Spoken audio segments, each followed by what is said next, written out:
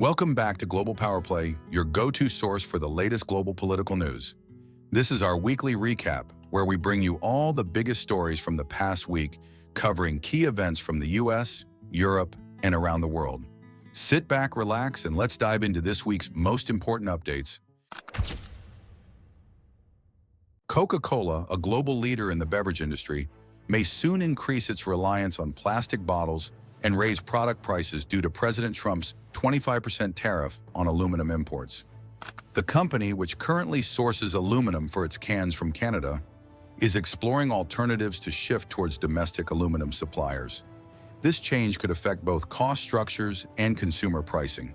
When asked about consumer sentiment, Coca-Cola's CEO James Quincey acknowledged ongoing disruptions in consumer behavior, particularly in light of the challenges faced by other staple brands like Pepsi and Procter & Gamble. These companies have noted how economic uncertainty has led to trade downs, where consumers opt for more affordable products. Quincey emphasized that affordability issues have been a long-standing concern, especially within lower-income demographics, which have been grappling with inflation for several years now. Coca-Cola's shift, moving headquarters abroad. In a stunning development, Coca-Cola, an iconic American brand, is reportedly considering relocating its headquarters and operations outside of the United States. This move, prompted by the aggressive tariffs imposed under President Trump's administration, marks a significant shift in the global business environment. The company's decision underscores the challenges multinational corporations are facing in navigating protectionist economic policies. The relocation stems from a broader economic strategy under President Trump's administration, which aimed to strengthen domestic industries by implementing tariffs on trade partners. However, these measures have ignited trade wars, with retaliatory tariffs from countries like Canada, China, and the European Union. For Coca-Cola, a company that relies heavily on global supply chains, this environment has created rising costs and unpredictability, threatening the stability of its operations. The tariffs on aluminum, which directly impact the cost of producing cans, have significantly raised expenses. Likewise, the increased costs of imported sweeteners and flavorings are squeezing profit margins. If these pressures continue, Coca-Cola may be forced to raise its prices, which could alienate consumers. If you found this video insightful, don't forget to hit that subscribe button. Stay tuned for more updates and content. We've got plenty more coming your way. The impact of tariffs on the beverage sector. Coca-Cola's move away from the US is symbolic of the changing tides in the global business world. The company has long been seen as a pillar of American entrepreneurial success, yet its departure challenges the idea that the US is still a reliable hub for global operations. The economic environment in the US, characterized by tariffs and protectionist measures, no longer provides the stability needed for multinational corporations like Coca-Cola. The financial and cultural implications of Coca-Cola's departure are far-reaching. The company's decision to leave Atlanta, Georgia, where it has been headquartered since its founding in the late 19th century, will have significant consequences for the local economy. Thousands of U.S. workers employed by Coca-Cola and its partners may face job losses, while the broader U.S. economy could suffer from the ripple effects. Coca-Cola's departure could also prompt other multinational corporations, especially in tech, automotive, and pharmaceuticals, to reconsider their U.S. operations. Navigating global challenges. While Coca-Cola contemplates its future abroad, it faces a host of new challenges.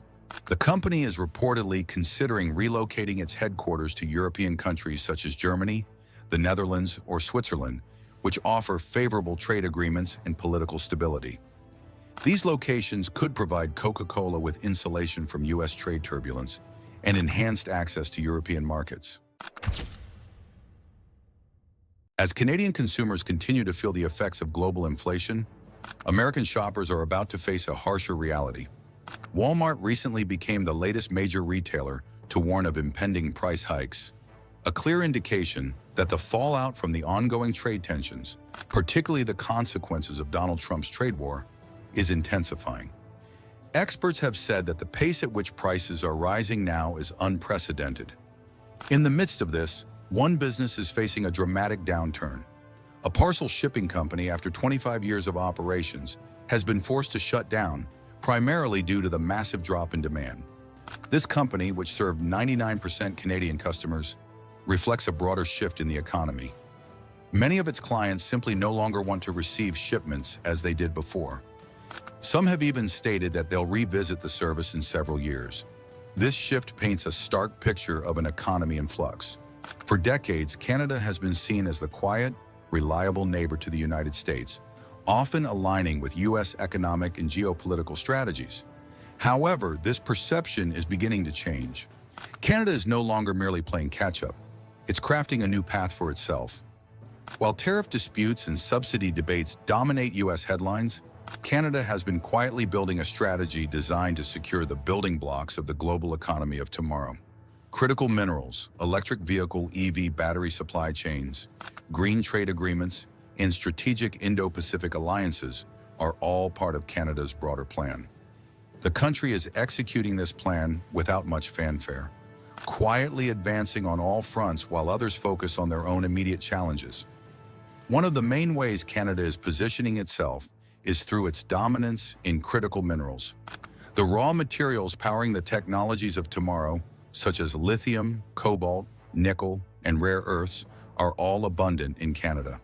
While the U.S. is still grappling with how to secure these resources and counter China's EV dominance, Canada is already a few steps ahead. Canada is not just extracting these minerals, it's securing long-term contracts for refining and exporting them.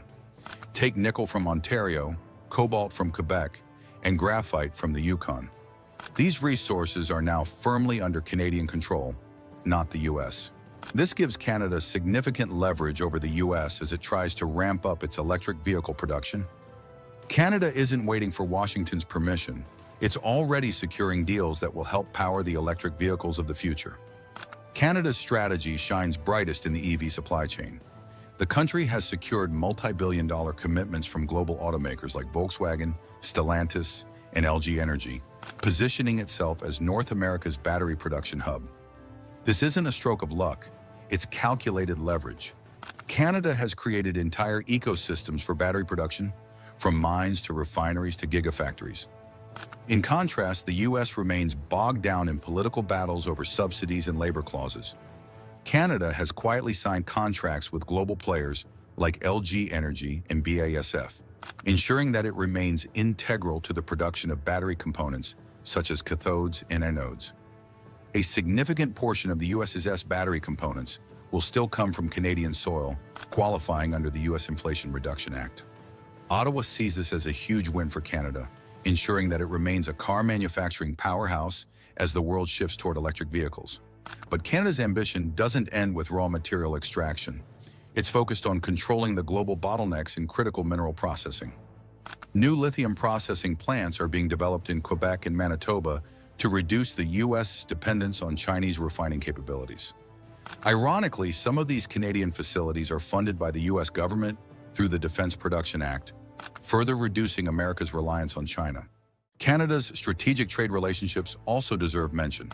While the U.S. focuses on high-stakes tariff battles, Canada is quietly building alliances with key Indo-Pacific nations, including Indonesia, Vietnam, and India, countries that play a central role in rare earths and green technologies. These alliances are based on practical deals, such as memorandums of understanding and joint ventures. Canada's trade agility has made it indispensable to the global economy. With access to multiple markets under the USMCA, as well as free trade agreements with the EU, the UK, and various Pacific economies, Canada's goods move faster and with fewer restrictions than US exports. The Canadian approach to trade is working. Investment in Canadian industries is at an all-time high, particularly from companies seeking to hedge against US-China tensions. With this expanded trade web, Canada is becoming a key player in the global economy, positioning itself for the future. As the global trade center of gravity shifts east, Canada is already ahead of the curve. Its Indo-Pacific strategy, initially dismissed as vague, is now bearing fruit. The country is building real partnerships, not just making empty promises. In the grand scheme of things, Canada isn't trying to replace the US. Instead, it's ensuring that when the global economy pivots, it's already standing in the right spot. Canada's trade strategy is based on foresight and follow-through, allowing it to silently but effectively win the global game. The numbers speak for themselves.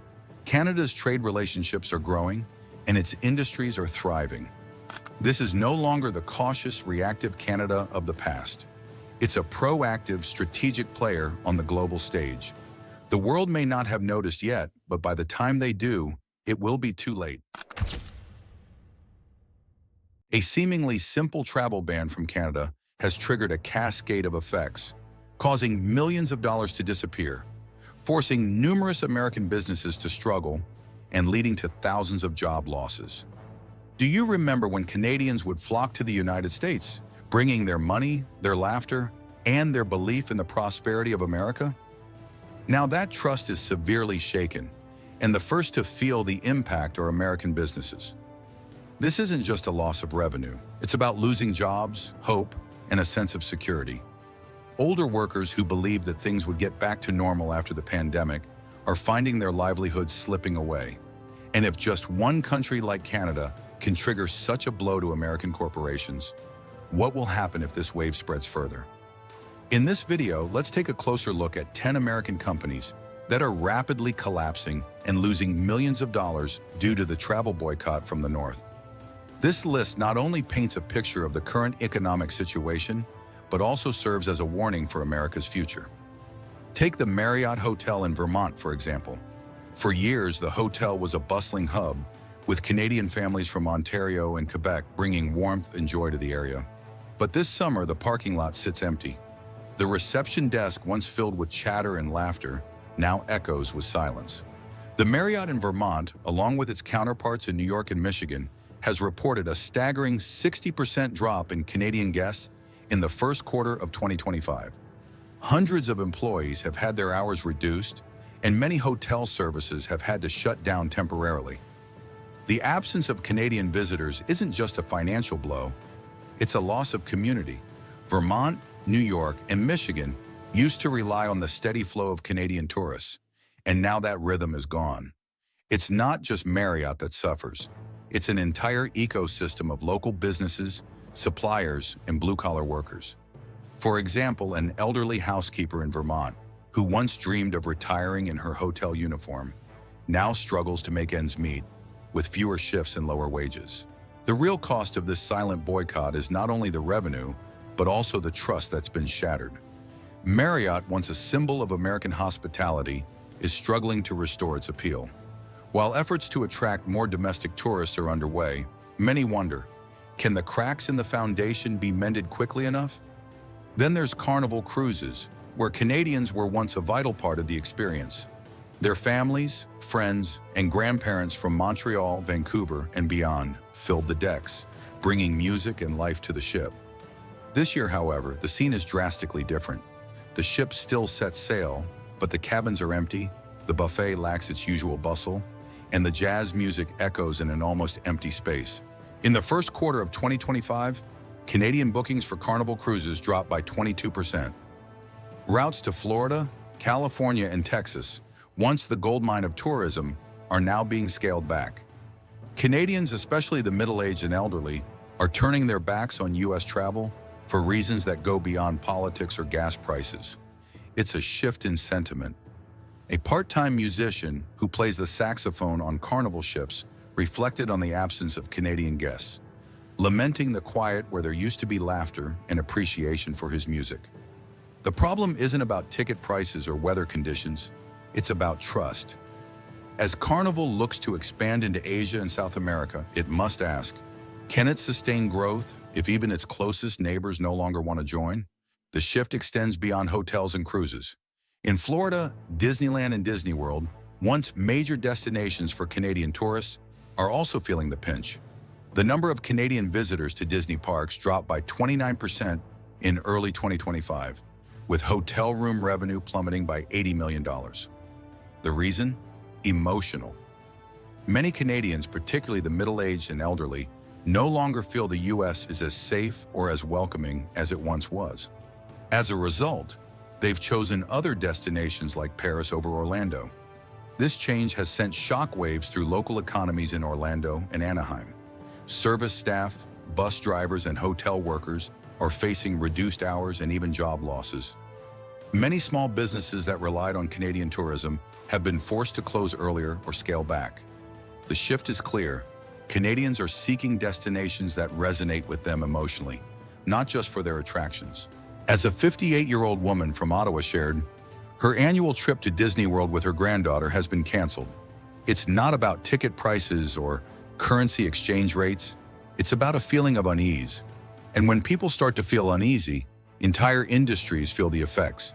Airlines like Delta are also grappling with the decline. Canadian passengers, once a major part of Delta's customer base, have decreased by 35% in the first quarter of 2025. Routes from Toronto, Vancouver, Montreal, and other cities are experiencing less frequent flights or cancellations. Delta's North American revenue dropped by $140 million in just 3 months. The issue isn't about lower ticket prices. It's about the experience. Many Canadian travelers have reported feeling unwelcome at U.S. borders, even when traveling for leisure. This has caused many to reconsider flying to the U.S., opting for destinations in Europe instead. The consequences extend beyond the airline industry. Staff hours are cut, pilots are switched to short-term contracts, and workers are seeing their benefits reduced. The loss isn't just financial, it's emotional. Macy's, too, is feeling the effects. The iconic store in New York City, once bustling with Canadian shoppers, now stands quieter. In the first quarter of 2025, Macy's sales dropped by more than 22%, with Canadian customers accounting for a significant portion of that decline. The once familiar voices of Montreal French and Toronto English are gone. Macy's, already struggling with e-commerce competition, is now losing a crucial part of its customer base. Those who once saw shopping as an experience, not just a transaction. The consequences extend beyond sales. A longtime employee at Macy's in Chicago shared how, just a few years ago, she would engage with Canadian customers, recommending products and making them feel at home. Now, with fewer Canadian visitors, her shifts have been reduced, and she is struggling to meet rising living costs. As for American shopping malls, they too are facing a shift. Simon Property Group, which relies heavily on foot traffic, is seeing a 20% drop in business, especially in areas that were once popular with Canadian shoppers. The feeling of familiarity and connection that once made American malls special is slowly fading. With Canadian shoppers increasingly staying away, the once vibrant experience is turning quiet, and many malls are left with empty halls and closed stores. Even chain restaurants like Denny's, once a staple for Canadian tourists, are struggling. Denny's reported a 38% drop in revenue at locations near the US-Canada border, with staff hours being slashed and some locations even closing early. The once welcoming atmosphere that brought Canadians and Americans together over pancakes and coffee is no longer the same. If you're still following along, thank you for caring about what's happening behind the numbers. Maybe you too have a story or a memory of traveling to the US or of enjoying a warm welcome. Share your thoughts in the comments below. If you found this video thought-provoking, don't forget to like, subscribe, and turn on the notification bell for more content on the silent changes happening across America. The tariff slowdown has arrived, and it's impacting bookings for container shipments from China to the US. As of May 2025, bookings have dropped by nearly 50%. Chinese goods are pushing product prices higher and forcing many US importers to halt shipments altogether. Imagine a major port on the coast, normally filled with the sounds of cranes and the hum of trucks, continuously moving containers. Now that same port is eerily quiet. The cranes are idle, workers are on half shifts, and the warehouse doors remain locked. The US government's 145% tariff on imported goods from China has been a key reason behind this disruption. While some hold hope that a trade deal will be struck with China, the reality of the situation has led to the Port of Los Angeles, one of the biggest import hubs in the US, turning into a ghost town. Cargo flow has been severely disrupted, many shipments are canceled, and goods worth $14 billion are now sitting in limbo. Consumers are noticing fewer options on store shelves, but they may not fully understand just how deep the problem is. Who is truly paying the price for this? And what kind of crisis is unfolding across the entire retail to logistics ecosystem?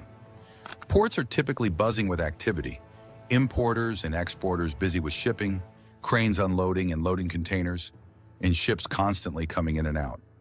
But now a huge chunk of these docks is empty, and the rest is filled with containers that haven't been claimed. Inside these containers are US-branded products like textiles, electronics, furniture, and automotive spare parts. Many of these goods are sitting in warehouses because the buyers have canceled orders due to the high tariffs. Others are caught up because sellers have given up, frustrated by ongoing customs barriers. What we are witnessing is a vast backlog of goods that have neither been shipped nor officially canceled. The Port of Los Angeles has long been a vital gateway for Chinese imports into the US, handling tens of millions of containers annually. But now cranes are idle, customs officers are on reduced shifts, and containers are haphazardly scattered on the grounds. This is a situation no one expected. In April 2025 alone, over 80 scheduled sailings to the West Coast were canceled, and more disruptions are expected in May.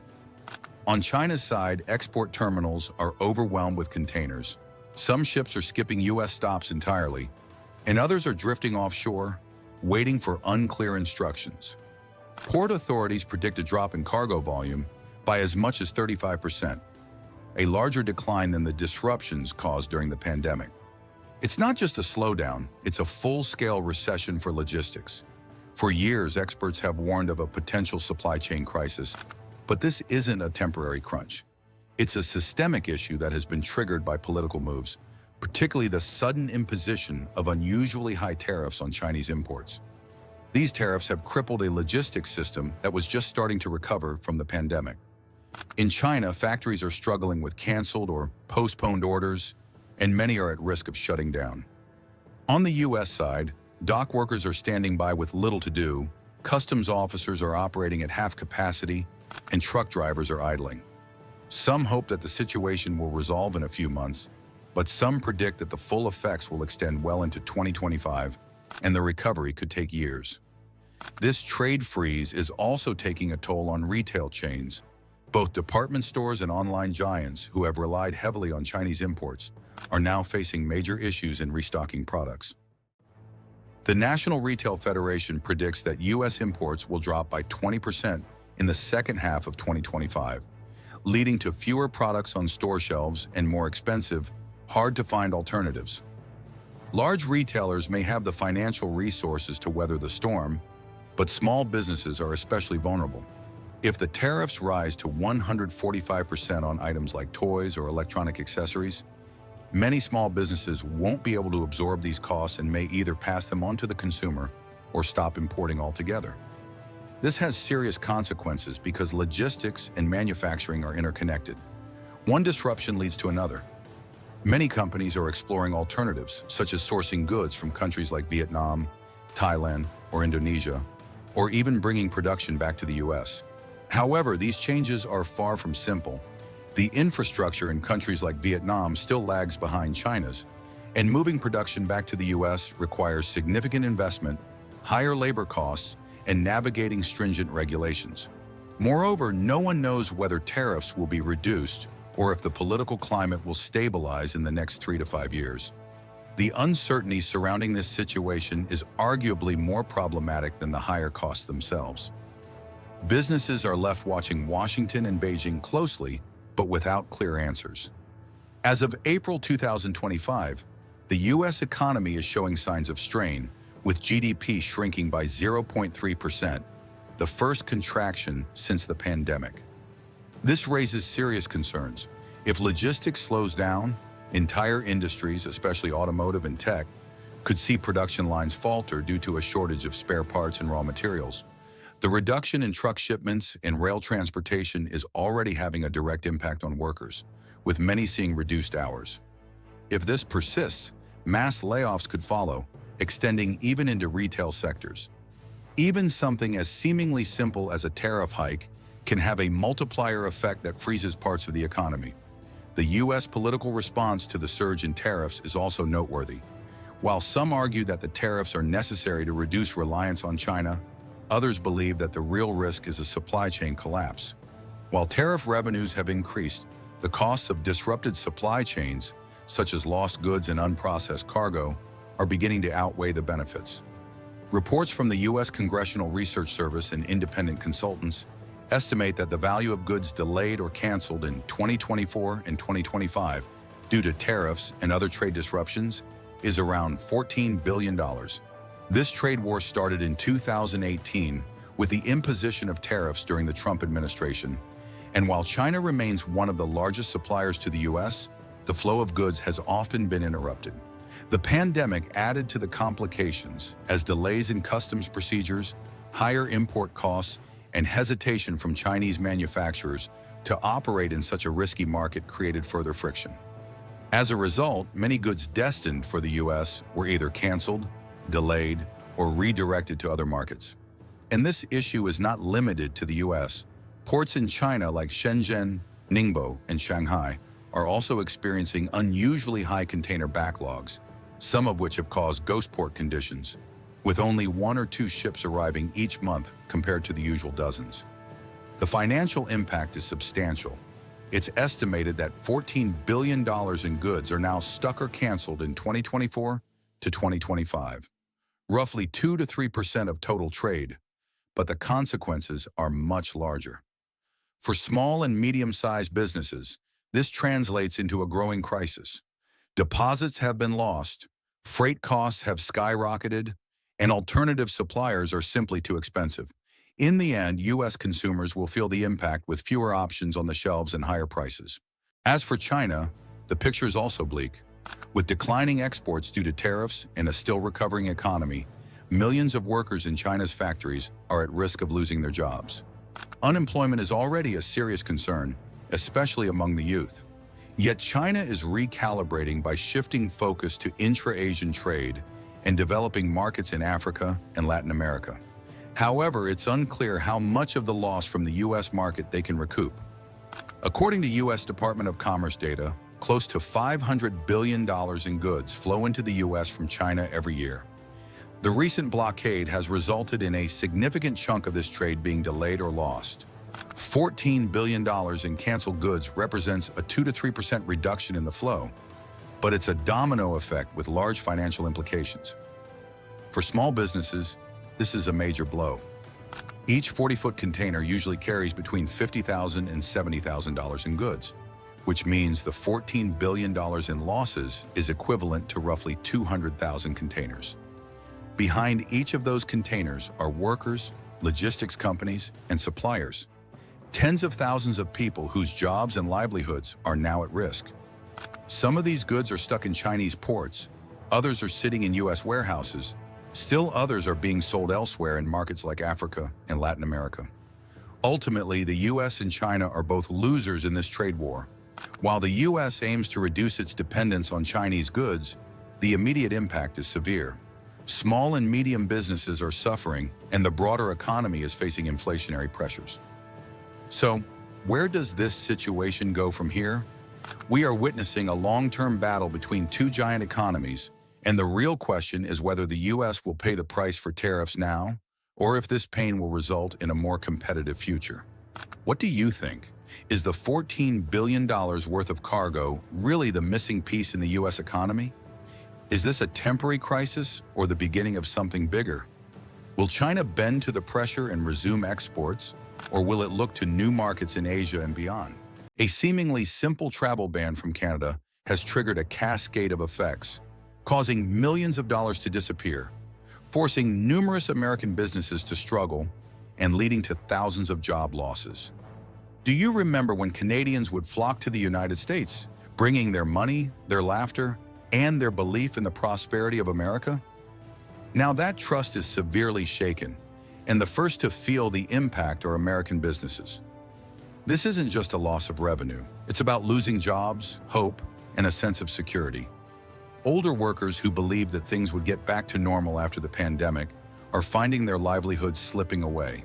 And if just one country like Canada can trigger such a blow to American corporations, what will happen if this wave spreads further? In this video, let's take a closer look at 10 American companies that are rapidly collapsing and losing millions of dollars due to the travel boycott from the North. This list not only paints a picture of the current economic situation, but also serves as a warning for America's future. Take the Marriott Hotel in Vermont, for example. For years, the hotel was a bustling hub, with Canadian families from Ontario and Quebec bringing warmth and joy to the area. But this summer, the parking lot sits empty. The reception desk, once filled with chatter and laughter, now echoes with silence. The Marriott in Vermont, along with its counterparts in New York and Michigan, has reported a staggering 60% drop in Canadian guests in the first quarter of 2025. Hundreds of employees have had their hours reduced, and many hotel services have had to shut down temporarily. The absence of Canadian visitors isn't just a financial blow, it's a loss of community. Vermont, New York, and Michigan used to rely on the steady flow of Canadian tourists, and now that rhythm is gone. It's not just Marriott that suffers. It's an entire ecosystem of local businesses, suppliers, and blue-collar workers. For example, an elderly housekeeper in Vermont, who once dreamed of retiring in her hotel uniform, now struggles to make ends meet, with fewer shifts and lower wages. The real cost of this silent boycott is not only the revenue, but also the trust that's been shattered. Marriott, once a symbol of American hospitality, is struggling to restore its appeal. While efforts to attract more domestic tourists are underway, many wonder, can the cracks in the foundation be mended quickly enough? Then there's Carnival Cruises, where Canadians were once a vital part of the experience. Their families, friends, and grandparents from Montreal, Vancouver, and beyond filled the decks, bringing music and life to the ship. This year, however, the scene is drastically different. The ship still sets sail, but the cabins are empty, the buffet lacks its usual bustle, and the jazz music echoes in an almost empty space. In the first quarter of 2025, Canadian bookings for Carnival Cruises dropped by 22%. Routes to Florida, California, and Texas, once the goldmine of tourism, are now being scaled back. Canadians, especially the middle-aged and elderly, are turning their backs on U.S. travel for reasons that go beyond politics or gas prices. It's a shift in sentiment. A part-time musician who plays the saxophone on Carnival ships reflected on the absence of Canadian guests, lamenting the quiet where there used to be laughter and appreciation for his music. The problem isn't about ticket prices or weather conditions, it's about trust. As Carnival looks to expand into Asia and South America, it must ask, can it sustain growth if even its closest neighbors no longer want to join? The shift extends beyond hotels and cruises. In Florida, Disneyland and Disney World, once major destinations for Canadian tourists, are also feeling the pinch. The number of Canadian visitors to Disney parks dropped by 29% in early 2025, with hotel room revenue plummeting by $80 million. The reason? Emotional. Many Canadians, particularly the middle-aged and elderly, no longer feel the U.S. is as safe or as welcoming as it once was. As a result, they've chosen other destinations like Paris over Orlando. This change has sent shockwaves through local economies in Orlando and Anaheim. Service staff, bus drivers, and hotel workers are facing reduced hours and even job losses. Many small businesses that relied on Canadian tourism have been forced to close earlier or scale back. The shift is clear. Canadians are seeking destinations that resonate with them emotionally, not just for their attractions. As a 58-year-old woman from Ottawa shared, her annual trip to Disney World with her granddaughter has been canceled. It's not about ticket prices or currency exchange rates. It's about a feeling of unease. And when people start to feel uneasy, entire industries feel the effects. Airlines like Delta are also grappling with the decline. Canadian passengers, once a major part of Delta's customer base, have decreased by 35% in the first quarter of 2025. Routes from Toronto, Vancouver, Montreal, and other cities are experiencing less frequent flights or cancellations. Delta's North American revenue dropped by $140 million in just 3 months. The issue isn't about lower ticket prices, it's about the experience. Many Canadian travelers have reported feeling unwelcome at U.S. borders, even when traveling for leisure. This has caused many to reconsider flying to the U.S., opting for destinations in Europe instead. The consequences extend beyond the airline industry. Staff hours are cut, pilots are switched to short-term contracts, and workers are seeing their benefits reduced. The loss isn't just financial, it's emotional. Macy's, too, is feeling the effects.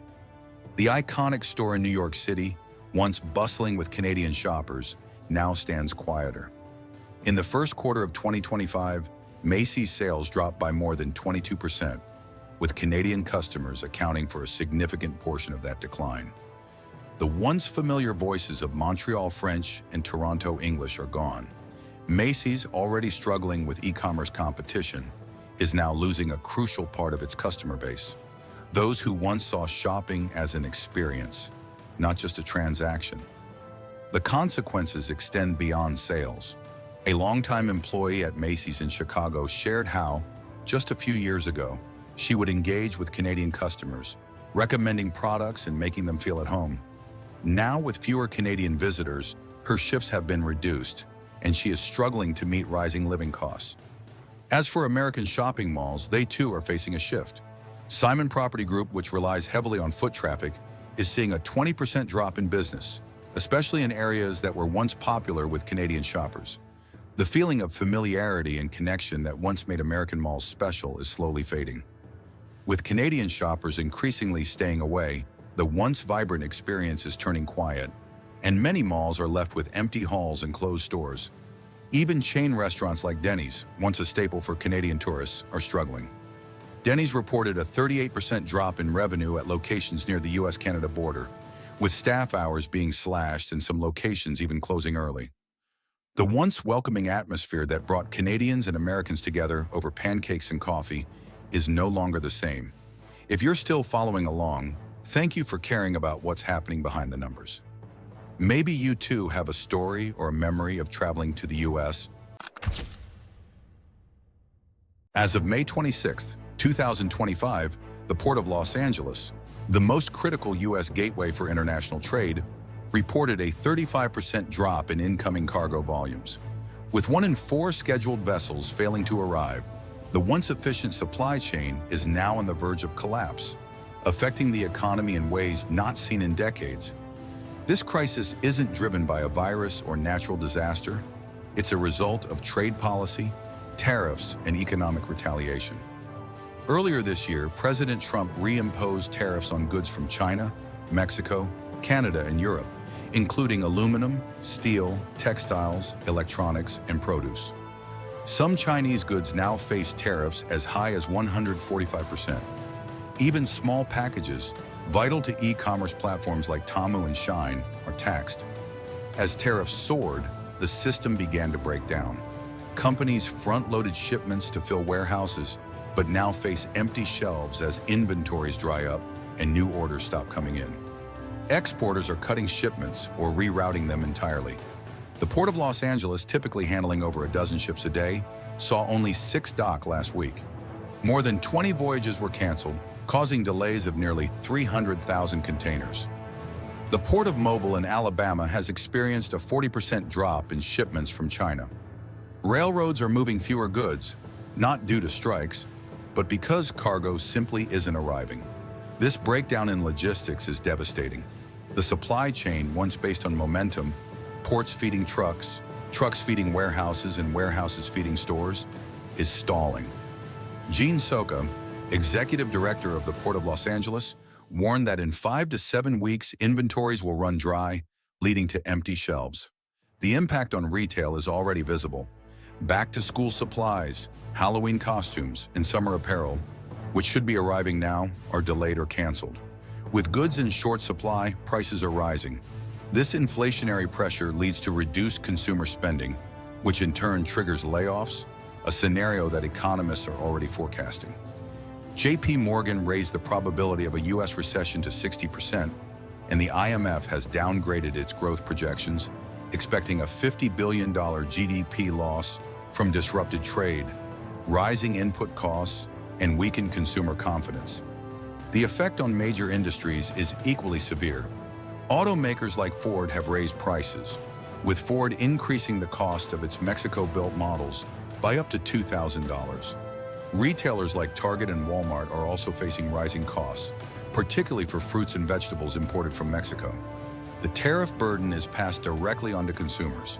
Factories are also shutting down, as critical parts run short and production lines grind to a halt. The just-in-time manufacturing model, once the epitome of efficiency, has become a vulnerability. With bonded warehouses filled to capacity and customs backlogged for months, companies are stuck in a logistical quagmire. As the crisis deepens, a revolt is brewing. 12 U.S. states have filed a lawsuit arguing that the tariffs were imposed without congressional approval. The outcome could redefine the limits of executive authority in trade wars. In the coming weeks, the U.S. will face a crucial decision. Is this trade war a passing disruption or the beginning of a full-blown economic fracture? The supply chain is thinning, GDP is slowing, and prices are climbing. The next few weeks will determine what comes next. The automotive industry has long been a cornerstone of Germany's economy, with companies like Mercedes-Benz, BMW, and Volkswagen exporting millions of vehicles worldwide. However, in recent months, these giants have faced a significant challenge: new tariffs imposed by the United States, which threaten to reshape the industry. As we move into 2025, automotive tariffs from the U.S. are no longer a potential risk but a harsh reality. These tariffs are proving to be a major blow not only to European markets, but also to the American market, which heavily relies on foreign vehicle imports. The tariffs' impact is already being felt. In the first quarter of 2025, the German automotive titans, Volkswagen and Mercedes-Benz, reported significant drops in their profits, with year-on-year net declines surpassing 40%. The reason? A sharp decline in sales, especially in China, coupled with the ongoing effects of U.S. President Donald Trump's aggressive tariff policies. Along with BMW, Audi, and Porsche, these companies, pillars of German manufacturing, are now in crisis mode. This is no ordinary trade dispute. It's a standoff that could disrupt global markets, impact consumer prices, and shake the foundations of geopolitical stability. What began as a subtle shift in production schedules has escalated dramatically. And in May 2025, President Trump's new tariff threat reached a boiling point. A 50% tariff on all European Union imports was announced, set to take effect on June 1st. Unless European automakers agree to shift production to the U.S., the decision was clear: adapt or face the financial fallout. This move has sent shockwaves through the automotive world. Instead of pulling out of the U.S. market, German automakers have responded with a mix of tactics designed to help them survive without losing their foothold.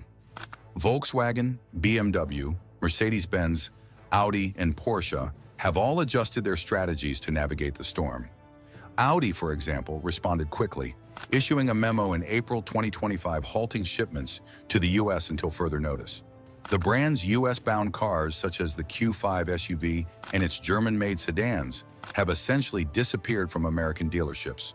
With around 37,000 vehicles already in the country, Audi is now managing a shrinking inventory while keeping a close eye on Washington's next move.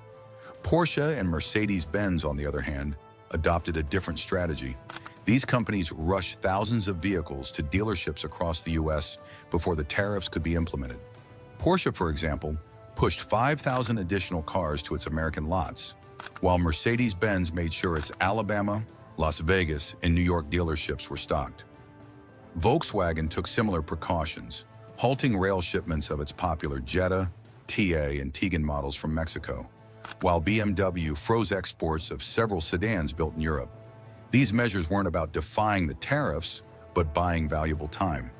They allowed these automakers to manage their operations without immediately passing higher costs onto consumers. Speaking of prices, most German manufacturers have taken steps to suppress price hikes. BMW delayed price increases for weeks before announcing a modest 4% increase on its Mexico-built 2 Series models in May 2025. If you found this video insightful, don't forget to hit that subscribe button. Stay tuned for more updates and content. We've got plenty more coming your way. Audi raised prices slightly on its A5 models, but Porsche has kept its pricing steady, while daily strategy meetings are held to assess potential future adjustments. Even luxury brands like Lamborghini may soon follow in Ferrari's footsteps, quietly raising prices. The continued pressure from President Trump's tariffs, however, shows no signs of easing. In April 2025, a 25% tariff on imported vehicles was already in place, but Trump now threatens to double that rate to 50%. His demands have expanded beyond the automotive sector. Apple, too, is under pressure to shift its iPhone production to the U.S., or face similar penalties. The threat is clear. Failure to relocate production means paying heavy tariffs. Behind closed doors, German officials are preparing for all possible outcomes. Economy Minister Robert Habeck has made it clear that Germany won't back down, while Chancellor Olaf Scholz has emphasized that strategic adjustments will be made rather than drastic factory closures. These statements underscore a determination to protect Germany's vital automotive sector, even as it faces unprecedented pressure. As the crisis deepens, the very structure of global car production is shifting. BMW's largest factory, located in South Carolina, is now operating at full capacity to offset the effects of reduced imports, while Mercedes-Benz has ordered a 25% budget cut for its U.S. division. Audi and Porsche are also exploring U.S.-based production for the first time, an approach driven by necessity rather than choice. If tariffs rise to 50%, many German automakers might find that relying on imports is no longer sustainable. Volvo, although not a German company, has already taken action by canceling U.S. orders for its Chinese-made S90 sedan and cutting 5% of its workforce at its South Carolina plant. BMW has postponed the U.S. launch of its electric Mini, while Mercedes-Benz has paused the debut of a future model. Audi continues to halt shipments, and Porsche is now contemplating moving production of a future model to North America. For consumers, this trade war means immediate and tangible consequences. Car inventories are dwindling, leading to longer wait times and higher prices. Buyers of luxury vehicles in the U.S. may find their desired Audi unavailable, their BMW order delayed, or their Porsche lease price inflated by $10,000. Meanwhile, dealerships, already under strain due to reduced inventory, are cutting back on advertising, freezing new hires, and bracing for an unpredictable future. Economists at the Munich-based IFO Institute predict that U.S. tariffs and the potential EU retaliation could shave nearly 2% off Germany's annual GDP, a contraction not seen since the 2008 financial crisis. This is a huge blow to the German economy, especially considering that automotive exports to the U.S. account for nearly a fifth of Germany's auto sector earnings. But the impact of these tariffs extends beyond the car industry. The crisis could destabilize the Eurozone, weaken NATO's economic cohesion, and exacerbate existing global tensions, such as Russia's war in Ukraine and the strained situation in the Indo-Pacific. The European Union is already preparing to challenge the tariffs at the World Trade Organization, arguing that they violate international trade rules. Brussels has also drafted a retaliation list worth $100 billion, ready to activate if the negotiations break down by July 2025. Today, the fallout from former President Trump's tariffs continues to unfold. One such instance is automaker Stellantis, which has made the decision to temporarily halt production at several of its assembly plants. This isn't just another headline or a dip in stock prices. It's a shift in the business model itself. For years, tariffs were a looming concern, always talked about, predicted, and anticipated. But today, 5 major companies have come to a collective conclusion. They can't wait any longer. They are leaving not as a form of protest nor for political reasons, but simply out of necessity. As of May 27, 2025, the cost of staying in the United States has now surpassed the cost of leaving for some of the biggest brands in the country. These companies aren't shutting down, nor are they disappearing. Instead, they're adjusting their strategies, scaling back, rerouting, relocating, to avoid the uncertainty caused by ongoing trade war economics, which has turned the U.S. market into a high-risk zone. Let's take a closer look at the first of these companies, Stellantis, the global automotive giant behind Chrysler, Jeep, Ram, and Dodge. The company has announced that it will lay off over 900 workers and temporarily idle several production lines across both U.S. and Mexican facilities. With the introduction of new tariffs, many Stellantis workers have found themselves uncertain about their futures. The company's statement was clear. The new 25% tariff on foreign-built vehicles has made its North American production model unsustainable. Nearly 50% of Stellantis vehicles sold in the U.S. are imported from overseas. With the base import tariff now set at 10% and certain vehicle categories hitting as high as 25%, the math just doesn't add up anymore. We are introducing a 25% tariff on all cars that are not made in the United States, Trump announced. If they're made in the U.S., there's absolutely no tariff. What we're going to be doing is a 25% tariff on all cars that are not made in the United States. If they're made in the United States, there's absolutely no tariff. But the arithmetic doesn't work in Stellantis' favor. The company's president for North America explained that immediate operational changes were needed, essentially halting production to prevent further financial losses. The United Auto Workers Union responded with anger, calling the layoffs a disastrous consequence of reckless tariff escalation.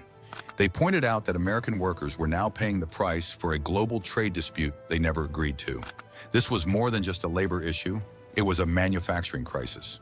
The factory floor was no longer invincible, and the assembly line was no longer immune. The second company making a bold move is tech giant Apple, which has been navigating these turbulent waters for years. For a long time, Apple managed to avoid direct exposure to tariffs by balancing its production across China and other markets. However, that strategy reached its limit. In a shocking revelation, Bloomberg confirmed that in April, Apple shipped more iPhones from India to the US than it did from China. Apple is now on track to move all US-bound iPhone production to India by next year. This shift has been underway for some time, with the numbers showing an increasingly dramatic migration from China to India. Apple's decision came in response to Trump's proposed 25% tariff on all iPhones produced outside of the United States. As CEO Tim Cook pointed out, iPhones sold in the US should eventually be manufactured domestically. If not, Apple would face steep tariffs. So Apple took action. Assembly lines moved to Chennai, and supply chains were restructured.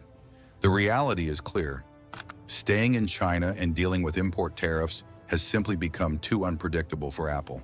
If you found this video insightful, don't forget to hit that subscribe button. Stay tuned for more updates and content. We've got plenty more coming your way.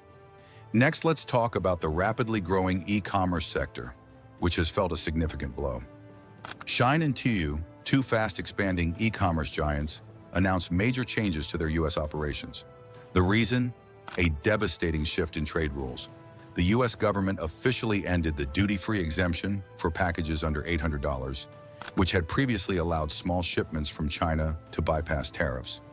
Now all packages face full duties, up to 145%. The White House made it clear that the tariff on China is set at 145%. This change closed the loophole that Shine and Temu had used to build their business models. Behind the scenes, however, both companies have scaled back their U.S. advertising budgets and paused new campaign launches. Smaller overseas brands like UK-based Space NK and Canadian lingerie startup Understance have gone even further, halting U.S. shipments entirely. For now, Shine and Temu remain operational, but their U.S. growth has stalled. The tariff wall has effectively blocked their once successful path to growth in the American market. MGA Entertainment, the company behind iconic brands like Bratz Dolls and LOL Surprise Toys, has also been forced to pivot. This California-based company is moving nearly 40% of its production out of China. They're not waiting for the next tariff hike. They've already started relocating their manufacturing to India, Vietnam, and Indonesia. According to a spokesperson, the shift will be completed within the next 6 months. Why? Because importing toys from China has become too expensive due to the tariffs. This is a significant move for MGA. Their products are sold in major retailers like Walmart, Target, and Amazon, and now their supply chains will no longer be centered in China. For parents, this means that some toys could become more expensive or harder to find. For retailers, it means they'll have to adjust their inventories ahead of the holiday season. For MGA's competitors, this marks a major shift in strategy. Avoiding tariffs has become a critical necessity in today's marketplace. Finally, the industrial sector is also feeling the effects of the tariff landscape. Alcoa, the American aluminum powerhouse, has announced that it will reroute Canadian aluminum shipments away from the U.S. and send them to Europe instead. Typically, Alcoa's Canadian smelters supply U.S. demand, but new import taxes on Canadian metals have made this approach unprofitable. Instead, Alcoa is shifting more aluminum to the European Union, where trade terms are more stable. At the same time, the company has indicated it may increase shipments from its Australian operations to the U.S. if those sites prove less affected by tariffs. This is a classic example of optimization, but it also highlights the challenges of a tariff-heavy trade environment. These 5 companies, spanning multiple sectors, are rewriting their business maps to survive. The root cause? Tariffs. What was once seen as a strategic tool has now become a liability. These aren't just political moves. They're business decisions driven by financial forecasts and market access needs. Companies are no longer asking themselves what the president meant. They're asking what the next round of tariffs will cost and how they can avoid them. In this volatile climate, stability has become the most valuable commodity, and the U.S. market, once seen as a stable foundation for businesses, no longer offers that certainty. The unpredictable escalation of tariffs, exemptions, and political volatility makes long-term planning nearly impossible. Starting on April 2nd, U.S. farmers were hit with a major shift, though it wasn't a sudden shock. Instead, it was a slow build, like a shopper eyeing a total at the checkout and wondering how dinner got so expensive. First it was coffee, then cheese, then canned tomatoes, and now it's nearly everything. The food crisis of 2025 is no longer abstract. It's here, and it's being driven by policy, not supply and demand, not global pandemics, and not fuel shortages. It's all about tariffs. The impact of President Trump's trade war has turned grocery stores into battlegrounds, farmers into pawns, and consumers into collateral damage. As of May 28, 2025, the effects of these tariffs are painfully visible. Prices are rising, shortages are spreading, and fear is growing. For many American families, the war that once seemed distant is now affecting their wallets. Let's start with the farmers. Today, the Chinese Ministry of Commerce confirmed that it has drastically reduced agricultural imports from the U.S., slashing them to historic lows. This is a direct result of a 34% retaliatory tariff on U.S. goods, imposed in response to Trump's sweeping new trade measures. The immediate fallout? Cancellations of major U.S. food export contracts. From soybeans and pork to corn and wheat, farmers are left with full silos and nowhere to sell their crops. China, once a major customer, has turned to Brazil and Australia, leaving American farmers devastated. For many, this is not just about money, it's about survival. In Washington, the administration insists that the trade policy is working, but farmers are seeing something different. They're facing insolvency, consolidation, and rural towns shrinking. What was once the backbone of American agriculture is now a bargaining chip in a global trade dispute. But the effects aren't limited to raw goods. Tariffs are reshaping the processed food industry too. Walmart, the largest grocery retailer in the U.S., announced that food prices are set to rise even higher in the coming weeks. This includes everything from cheese to coffee to canned goods. Nearly half of all grocery store products in the U.S. are now affected by tariffs, either directly or indirectly. According to a new study from Yale's Budget Lab, the average American household will pay an additional $4,900 this year in grocery costs because of tariffs. Even with efforts to cut costs, such as buying generics and rationing perishables, families will face a bill higher by at least $2,600. Lower-income families who spend a larger portion of their income on food are hit the hardest. And it's not just about price, it's about availability. At ports like Los Angeles and Long Beach, cargo volumes are down, deliveries are delayed, and some products simply aren't being restocked. Specialty grocery stores, especially those serving immigrant communities in rural areas, are seeing their inventories thin, forcing them to raise prices or lose customers. This shift isn't temporary. It's a structural change in how food moves, how it's taxed, and who can afford it. The food industry is adjusting in real time. Restaurants are trimming menus, schools are adjusting lunch programs, and food banks are bracing for an increase in demand. Tariffs have raised the cost of food, not for foreign governments, but for American consumers.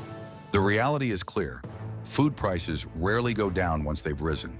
The next time you check your receipt and wonder why everything costs more, remember May 28th. The trade war is no longer a distant conflict. It's a reality happening one meal at a time. CEO of General Motors says tariffs will cost the company up to $5 billion this year. These figures were shared with shareholders in a letter, marking a troubling shift in the company's operations. The news didn't come with a press conference, but instead was announced quietly. On May 29, 2025, workers arrived at GM factories across the U.S., only to be told that production lines would be halted indefinitely. There was no strike, no protest, just a stunning announcement from the GM headquarters, marking the beginning of a series of closures.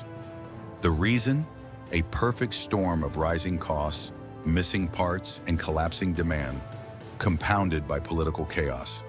The fallout from this decision has rippled from Detroit to Mexico, Capitol Hill to Wall Street, with former President Donald Trump standing firm on his trade policies. The origin of this crisis can be traced back to the tariffs imposed by Trump's administration.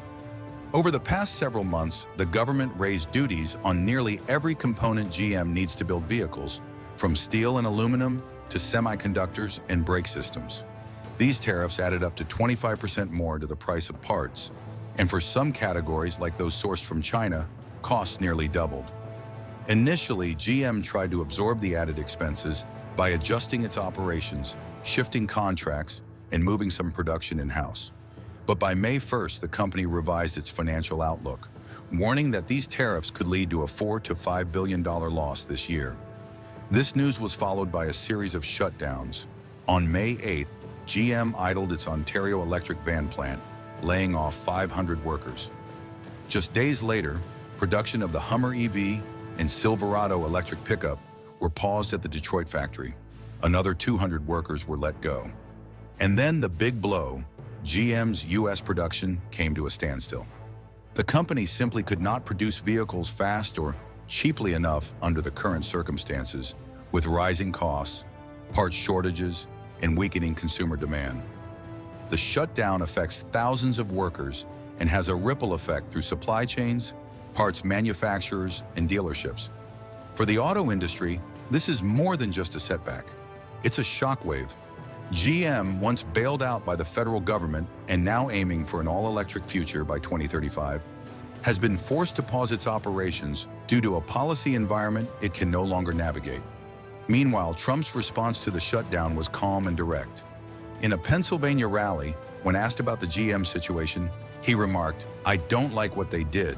We've supported these companies, but they made their choices." He didn't rage or offer relief. Instead, he emphasized that GM's failure to adapt to tariffs was their issue, not his administration's. The reaction on Wall Street was swift. GM's stock dropped 5%, followed by Ford and Stellantis. Analysts rushed to adjust their forecasts, some predicting that this could mark the beginning of an era of auto industry contraction. The effects are already visible in various parts of the U.S. In Michigan, a diner near a GM facility saw a 40% drop in breakfast traffic. In Kentucky, a logistics company canceled driver hires. Workers in Tennessee and Indiana are anxiously awaiting the next steps, uncertain about the future. As the political battle over blame rages on, GM insists it's responding to tariffs and policies that make it harder to operate, while unions argue that workers are paying the price. Consumers, meanwhile, face fewer cars, higher prices, and longer waits. This crisis is more than just an economic setback. It's a psychological blow, showing how even the biggest companies can falter when faced with unpredictable policy shifts. The machines are quiet, the production lines are still, and workers are left wondering when, if ever. The drinks produced in the United States are made by American workers in American factories, utilizing mostly American resources.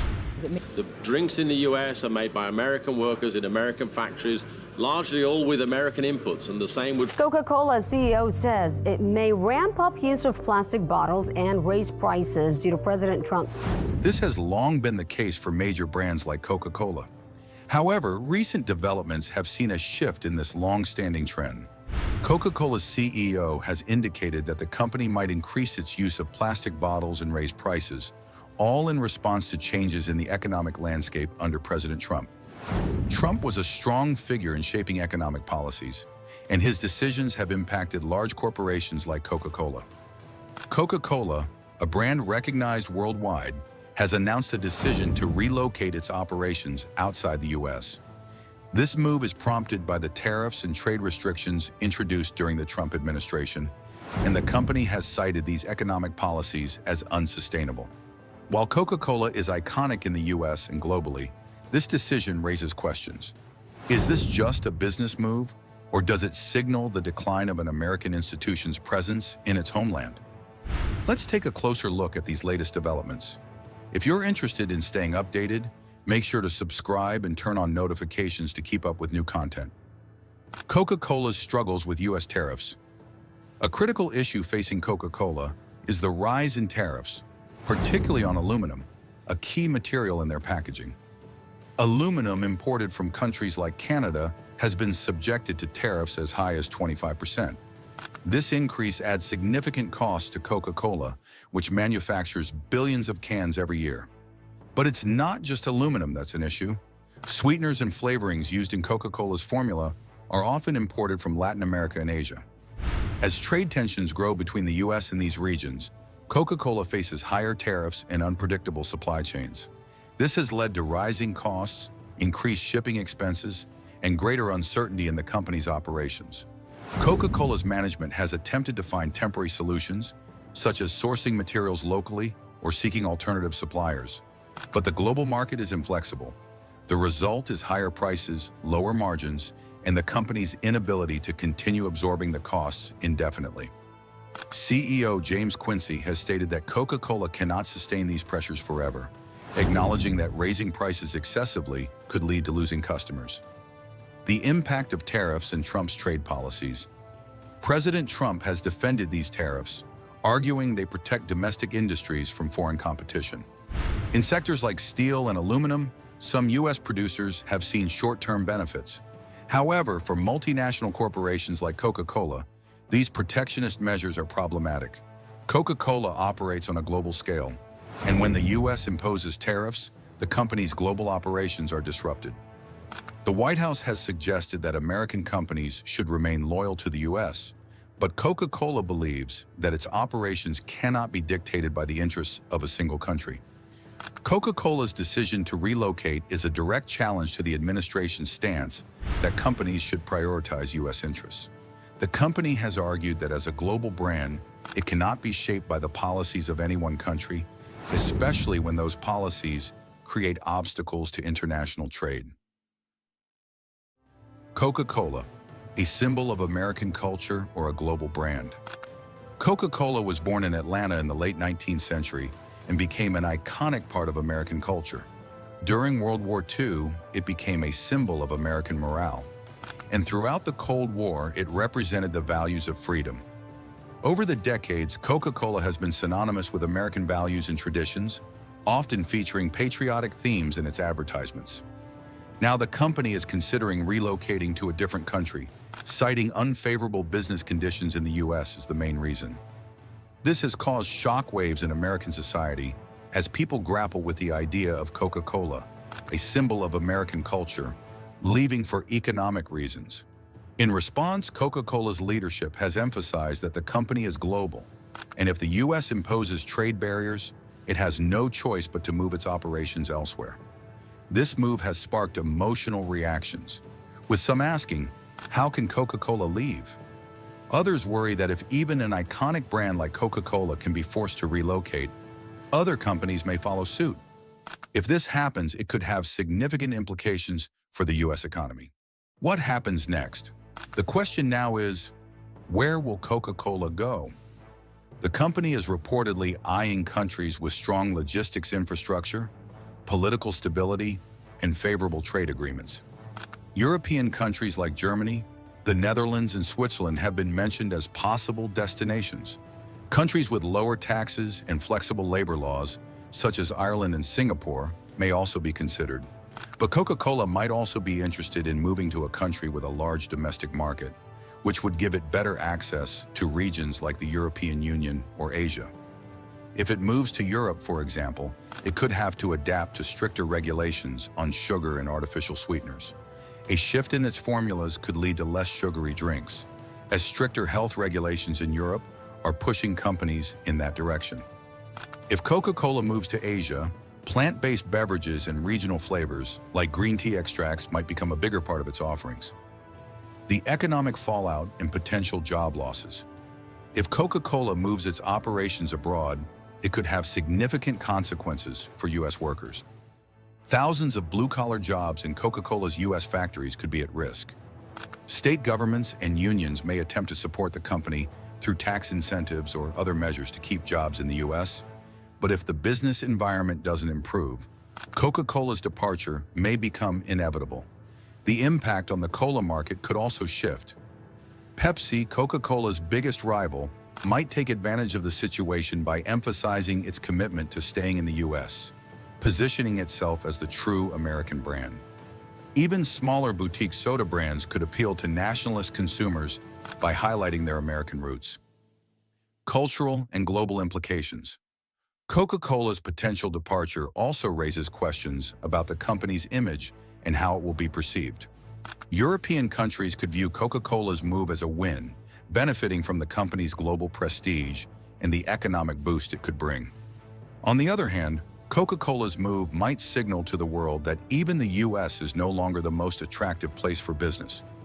This could have diplomatic ramifications, as countries like Mexico, Canada, or EU members could use Coca-Cola's decision as proof that their business environments are more favorable than the U.S. The bigger picture. What does this mean for global business? Coca-Cola's decision is a reflection of broader trends in global business and trade. While the U.S. remains a major consumer market, the reality is that companies like Coca-Cola operate on a global scale. The U.S. government may set policies to protect domestic industries, but companies are increasingly willing to relocate to countries that offer better trade environments and lower costs. This shift in global business dynamics may be just the beginning. If more companies follow Coca-Cola's lead, it could signal a larger trend of capital flight from the U.S. However, the ultimate outcome remains to be seen. Will Coca-Cola's departure harm the U.S. economy, or will it open up new opportunities for innovation and entrepreneurship? Conclusion: is this the end of the American dream for big business? Coca-Cola's decision to relocate is a defining moment in the debate over the American dream and the era of protectionism. While some see this as the end of an era, others argue that Coca-Cola was always a global brand. Its departure reflects the changing dynamics of international business and trade. The consequences of this move will unfold over time, but it serves as a cautionary tale for companies and governments alike. What are your thoughts on this issue? Share your opinions in the comments section. Don't forget to subscribe and turn on notifications to stay updated on our latest videos. Thanks for watching.